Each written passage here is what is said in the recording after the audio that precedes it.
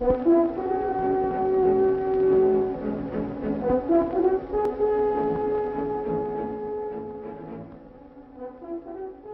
name is Henry Gonzalez. I serve as Monterey County's Agricultural Commissioner. I want to thank the members of the press for being here and staff as well. Also want to thank a number of individuals that were the actual producers of the crop report. Christina McGinnis was very instrumental in putting a lot of this crop report together. She helped with the video and the layout, and there's so much kind of behind the scenes production, kind of the words and how the crop report looks. And then Graham Hunting, he was very instrumental in the numbers, making sure that they all are in there and that they are accurate. Both very, very big jobs and most of what the crop report is about. And then there's other staff members who have been very instrumental in the production of this crop report that I need to recognize. Shayla Neufeld as well, and also the video. We have a video that we're going to be watching in a little bit, so I'd like to thank our videographer, if I said that right, Alan Rona. Thank you so much. So I thought what we would do today is I'll make a few introductory remarks. Then I'd like to introduce our panel and have them say a few introductory remarks, and then we'll watch the video that complements the crop report, followed by a question and answer period. And just for your information, we are scheduled to present the crop report to the Board of Supervisors later this morning at 11. So very good. So I'm just going to make a few introductory comments. First and foremost, the 2017 crop report was 4% higher in total value than in 2016. So we're up to $4.4 billion. That's billion with a B. And as is almost every year the case, I don't know if that's ever been different, but crops go up in value and they come down in value, and that's just the way it works. But some of the major crops had a slight increases between 5 and 8%. So that would be crops like our leaf lettuce, head lettuce, broccoli. They went up a little bit. But since they're major crops, of course, that little bit is significant. And then we had large swings in some of our more minor crops like bok choy, Napa cabbage, parsley, peppers, which they dropped anywhere from 20 to 52%. So again, big drops, but for some of the minor crops, so the impact is negligible, I'll say. Then we have some other minor crops that had huge increases, anywhere from 35 to 174%. So those would be crops like anise, artichokes, blackberries, chard, kale, leeks, and onions. And again, that just reflects the up and down of the crops from one year to the next for various reasons. They go up and down. That's just the way it works out for many reasons.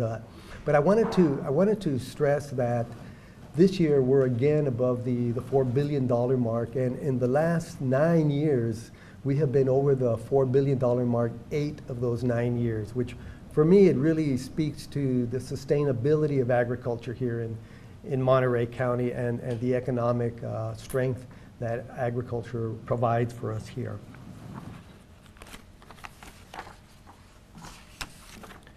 So every year we have a theme, just kind of a story to make our crop report a little more interesting than just a bunch of numbers for most folks. And so this year we're proud to have as our theme honoring our past, which is exactly that. And so what we've done to the crop report is we've included a number of historical photographs that we've been able to glean from local archives.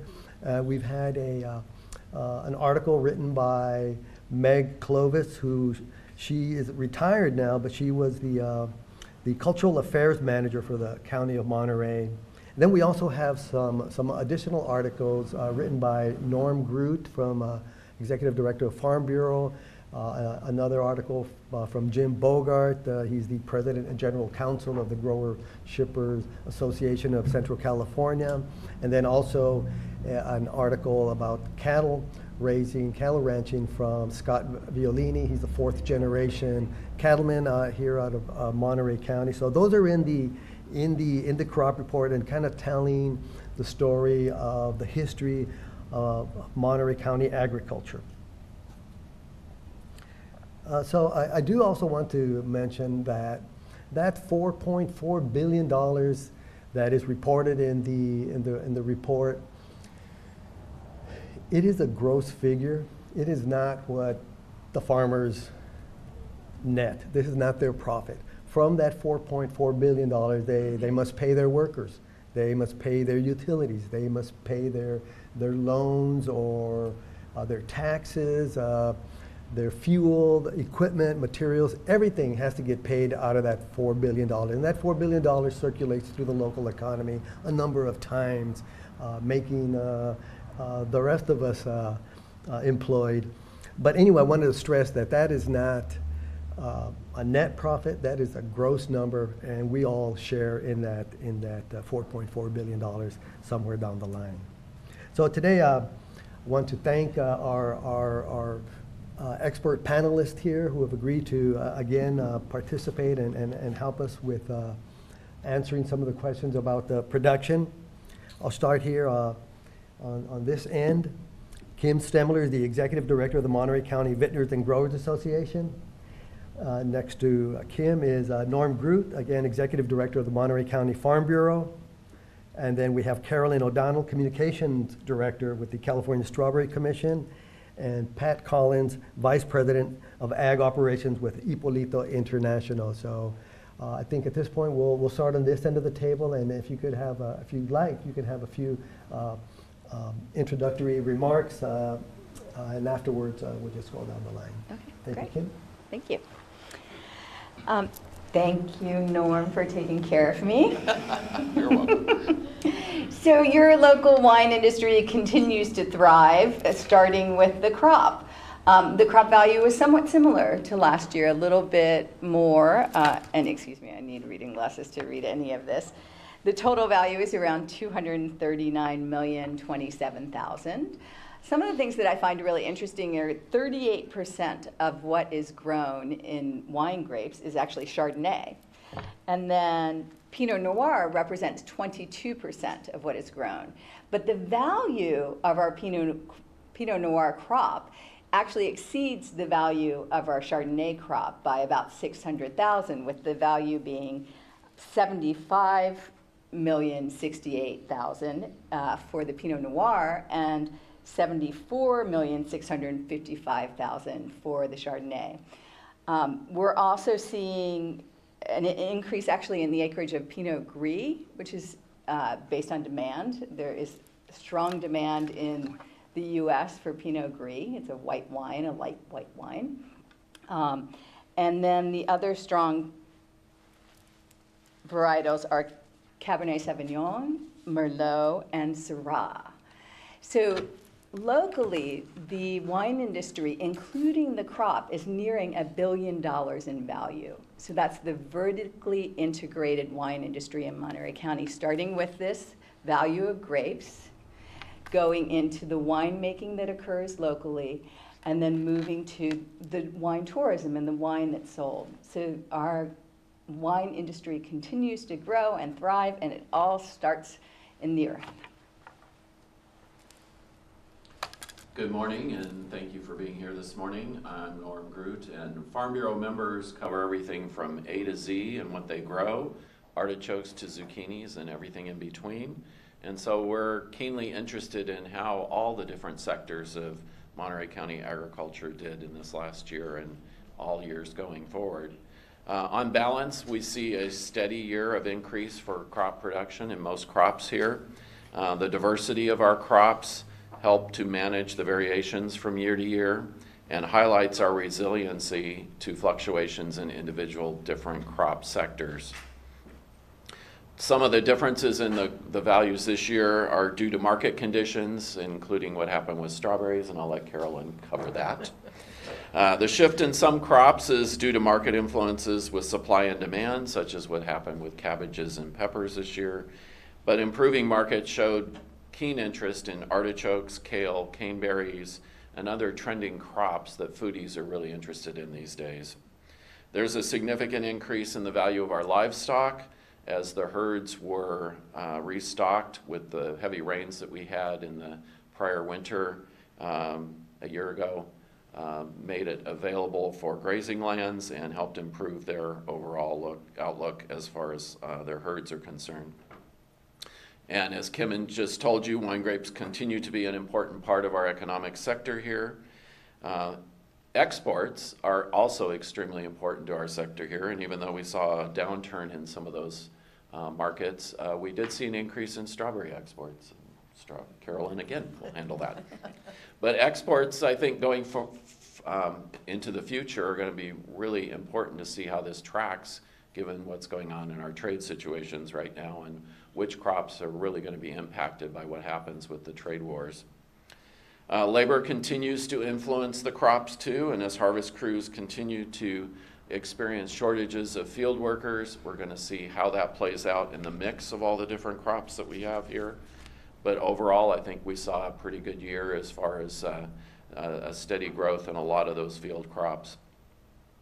But that leads to the increase in mechanization and how that role will be played out in the future as crops are grown and harvested here locally and may possibly influence the crops that we see in the crop report in the coming years and how those crops are harvested. This crop report, and thank you to Henry and Christina and all who put it together, including Graham.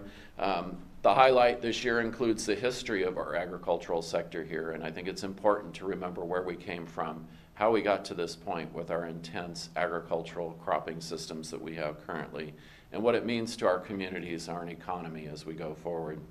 So we're proud to be featured in this year's crop report. As one of the agricultural associations, we celebrated our 100th anniversary last year, and so we've seen a lot of those changes throughout the years, and we're proud to be here this morning and help frame what's going on in the local farming and ranching community. Thank you. Good morning. I'm Carolyn O'Donnell with the California Strawberry Commission, and I'm pleased to be here with you in one of the best places in the world to grow strawberries. You are in one of the most productive areas here. You're someplace where it's not too hot, not too cold. Soils are ideal, and so therefore you wind up with these tremendous numbers with strawberries production here in Monterey County and along the Central Coast. It's just the place.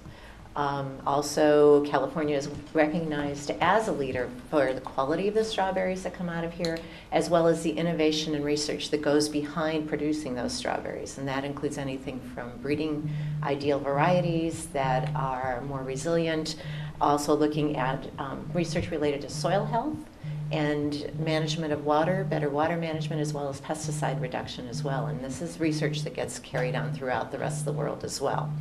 And it's because of that recognition that we did indeed see exports go up. Our biggest destinations is where you can truck them, so that's going to be mostly in North America, so you're going to see most of our exports are within Canada and Mexico. But we are beginning to see that there's starting to be some global demand, and they'll pay for that airplane ride for those strawberries to get there. So you'll be continuing to see that as well. The numbers are a little bit wonky, and Norm alluded to the issues related to the market.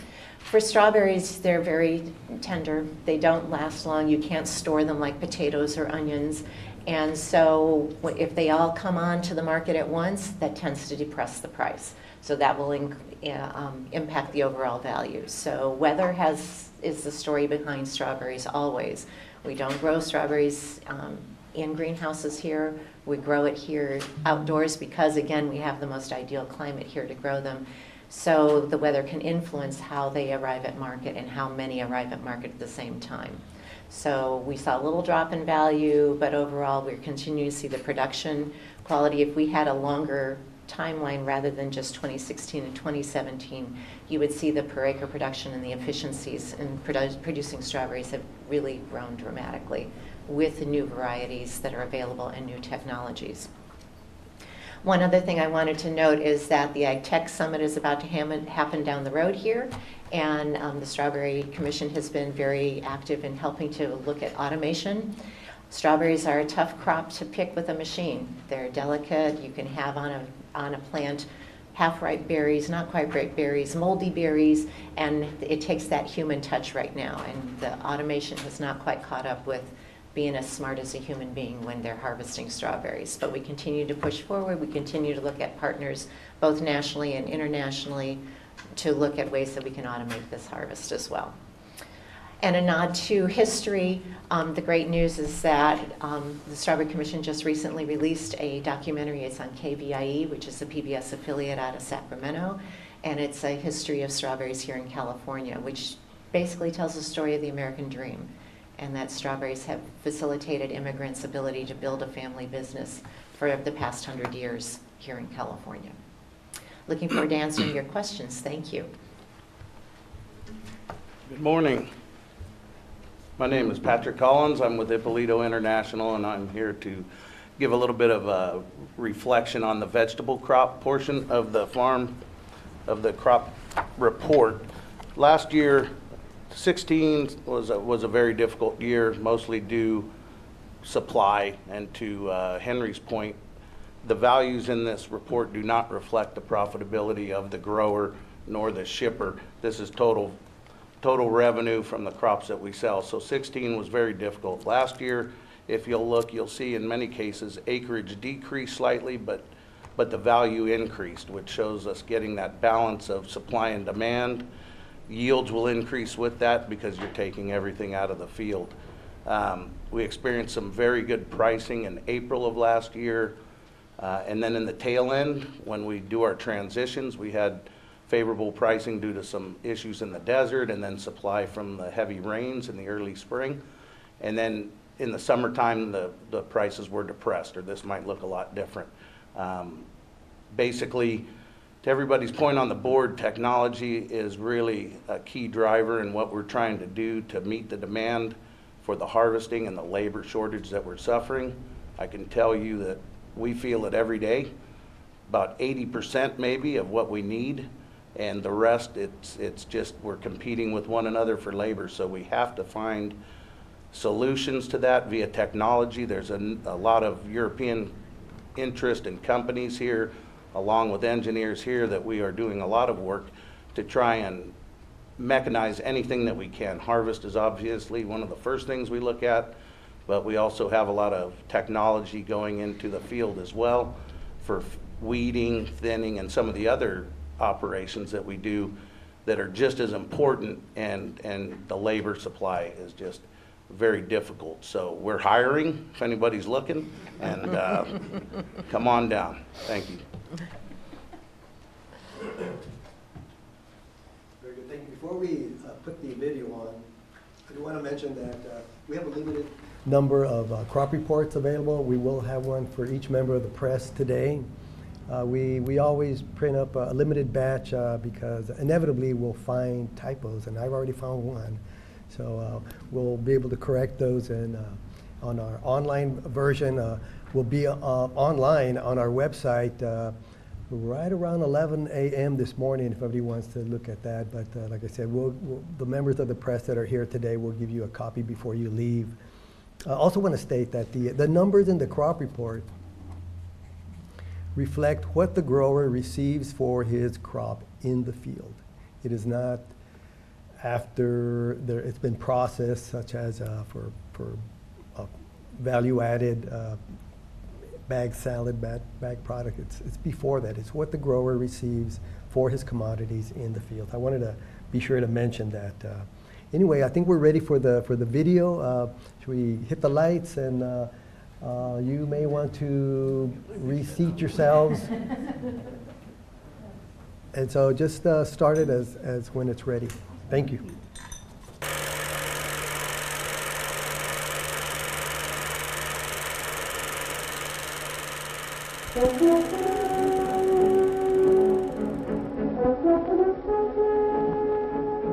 The Salinas Valley has always been a huge resource for farmers, although it wasn't really discovered until the 1860s. People were coming to California as gold seekers, but when they became disappointed, as so many of the miners did, they started fanning out to find good places where they could be farmers. And that's where they found the real gold. They found the real gold in Monterey County.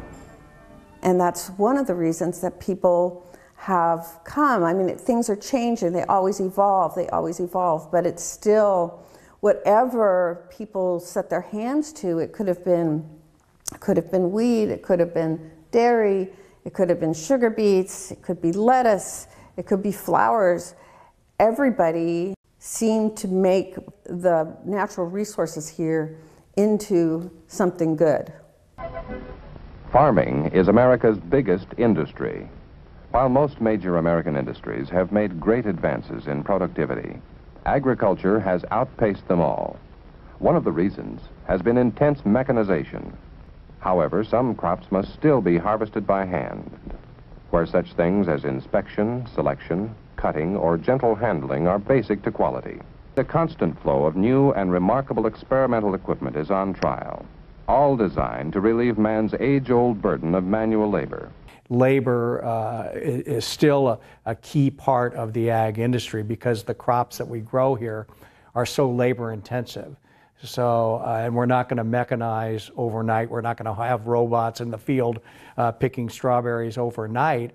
And until such time as we can address the labor shortage or immigration reform to where we have access to the number of workers that we need at the times that we need them, we have to do everything that we can to maintain a healthy, stable, legal workforce. If you went back in time to Merritt Street and the farmers were delivering their grain, you would see wagons with nose to tail, mules hauling this grain all the way through Castroville to Moss Landing. Just lines and lines and lines. Farm Bureau essentially covers everything from A to Z, artichokes to zucchini and everything in between, including all the cattle that we have.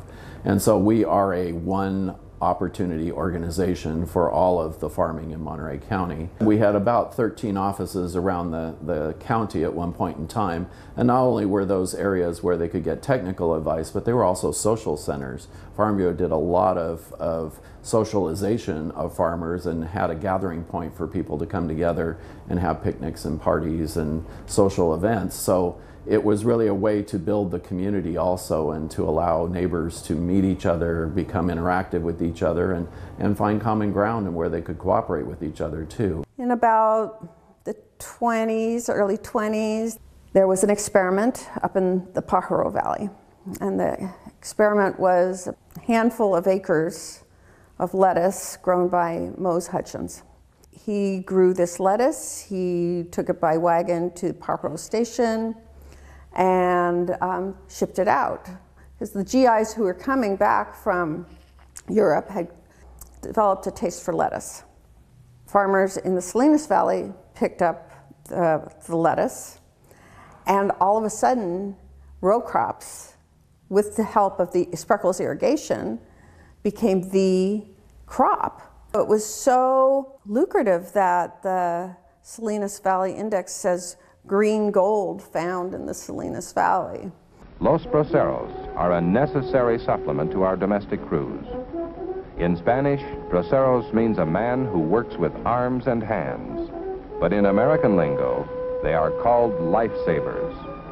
Spreckles had maybe 3,000 braceros working in the Spreckles field they were brought in for the war effort. They had work contracts, and they could stay for a period of time, and then they'd go back home. But this program was really pretty successful, and it lasted into the 1950s. The working conditions, of course, the labor camps were bad. The working conditions not so great, and it was finally there was a horrible train accident where a truck of braceros were stuck on the tracks near Metz, and a train ran into them. That was sort of the beginning of the end of the bracero program. The future is impossible to predict, and it's even more impossible when it comes to agriculture. But I think that one thing this industry has always been is resilient and resourceful, regardless of the types of challenges or the issues or the problems that we've encountered for almost 100 years.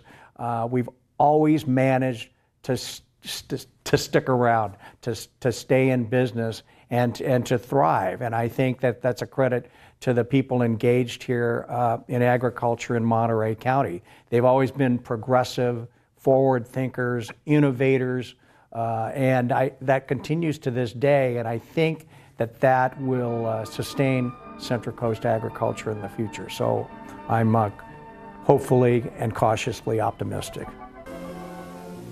Today, farming is an easier, more profitable occupation. Improved crop varieties and scientific methods have skyrocketed farm production. Machines have taken over most of the muscle work, making farm life easier and more profitable. So take a tip from thousands of other progressive farmers who have renewed their weary, worn-out pastures. It's easy to turn grass into gold.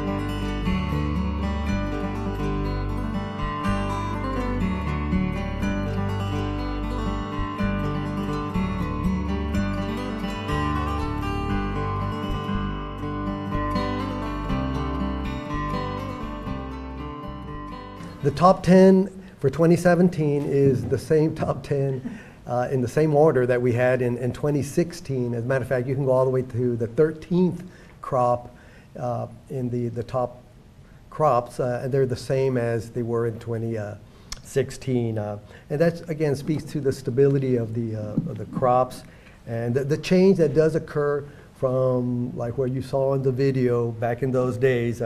Continues to change, and I'm sure will continue to change in the future. Just some of the numbers do change year to year, but that's always the case. I do want to make another mention of organic production. Organic production seems to always be a bright spot, and this year as well, there was an over $25 million increase in organic production. So another highlight for us to know. In the crop report this year. So anyway, with that, I wanted to open it up to the members of the press. Questions of the panel? Yes, sir. So where's cannabis in all this? So cannabis, we really only started producing cannabis this year, this calendar year, and most likely we'll have cannabis in the crop report in 2018. But if we do that, we'll likely have it as an addendum to the crop report and not mixed within all the other commodities. And that's because this crop report has many uses, not just that it's a mandate of the Ag Commissioner to produce this report, but there's many uses for this crop report. Bankers use this money, this report to figure out who they're going to loan to whenever there's disasters. And federal funds need to be made available. The feds will look at this report to see what is the value of agriculture that they need to assist with. So it's in the regard to the federal government that we need to be careful how we list cannabis in the future. And so we plan to include it for 2018, but as an addendum to the crop report, so as not to get mixed with all the other commodities. So you want to still respect the fact that it's not legal by federal standards, before you start including it in the crop report? Am I understanding? We're going to include it in the crop report. It'll just be a separate addendum. We won't add it to the, but folks are going to be free to, of course, take those numbers in the addendum for cannabis and add it if they want to the other numbers, but we will keep it separate. You mentioned a 4% increase for production value, but how does that keep up with just rising costs you see year over year in general? Well, we actually have a page here in the crop report where we show the trends of the crops, and then we adjust for the consumer price index, so you can see how those trends work with the various commodities. And as always, there's some commodities that are going up and others are coming down, and it's really not a straight up and straight down line. They kind of bob down, bob up, and so that's just the way it works. Just like this year we had that 4% increase over last year. Well, there's other years we've had even more. So even the overall value of ag goes up and down as well. What has been the biggest challenge right now? I mean, Labor has to be up there with and I think the members of the panel, by the way, you can direct your questions to them as well. But certainly labor has become a huge issue for us here, in particular because of the commodities we grow. If you go to the Midwest, where they have corn, soybean, wheat, these types of crops, there's not a lot of labor necessary. You saw in some of the pictures in the video where they have maybe a machine that's harvesting.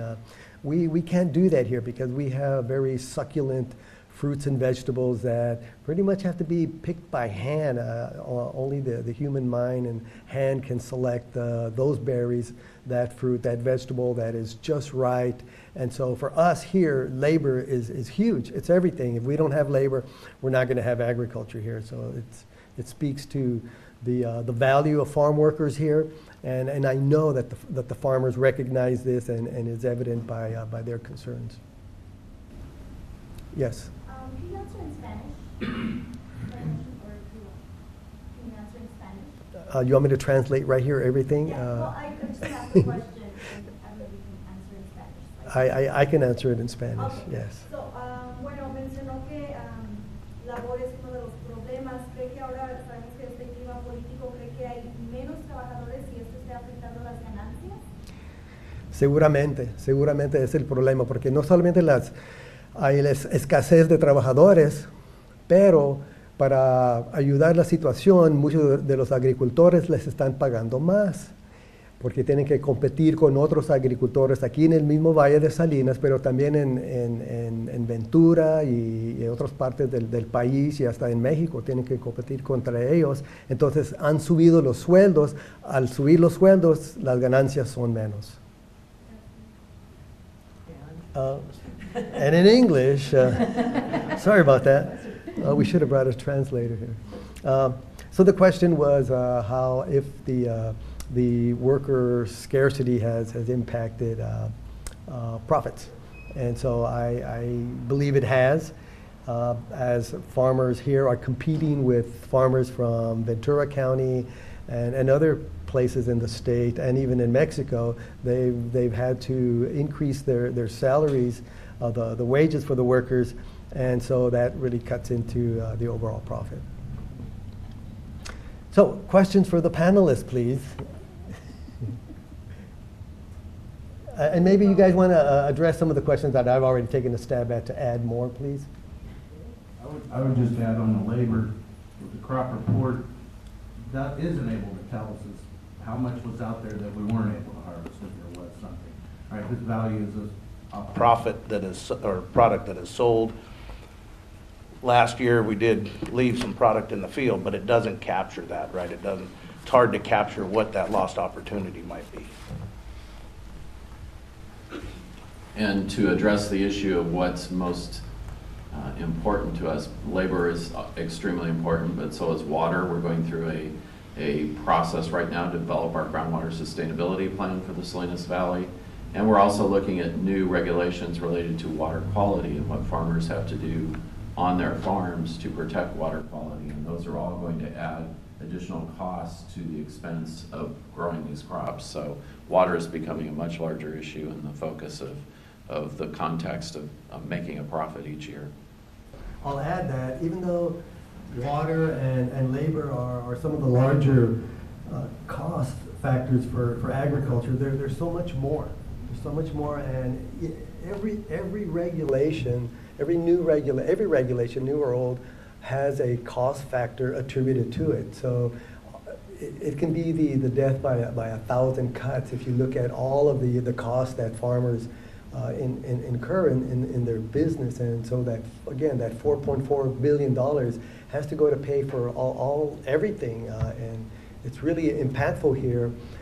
That 4.4 is, again, just what the farmers receive for their crops in the field. That is not the multiplier effect, which we know from past studies increases the value of agriculture. It doubles the value of agriculture once you look at the impacts of agriculture. Oh, that 4.4 billion, when it comes out into paying all that it does pay here locally, it's about over $8 billion economic business for us here. No more questions?